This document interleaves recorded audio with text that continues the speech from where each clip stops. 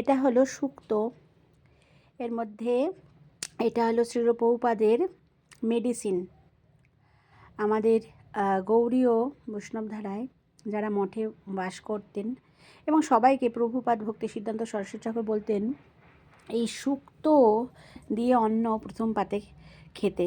কেননা মন্দিরে থাকতে গেলে কঠোর পরিশ্রম করতে হয়, অনেক হরিনাম করতে হয়, ভগবানের চিন্তা করতে হয়, পড়তে হয়, বিভিন্ন জায়গায় ভিক্ষায় যেতে হয়, কত কঠিন জীবন। তাই এই শুক্তো, পেট যদি ভালো না থাকে তাহলে তো আমাদের সাধনা সম্ভব হবে না। তাই জন্য এই যে উচ্ছে, এই পেঁপে, মটরশুঁটি, তারপরে যা যা পাওয়া যায় শুক্তের জন্য, থানকুনি, সব দিয়ে একটা সুন্দর রাঁধুনি ফোড়ন দিয়ে শুক্তো বানিয়ে একদম হালকা, কোনো মশলা ছাড়া তাই খেতে বলতেন।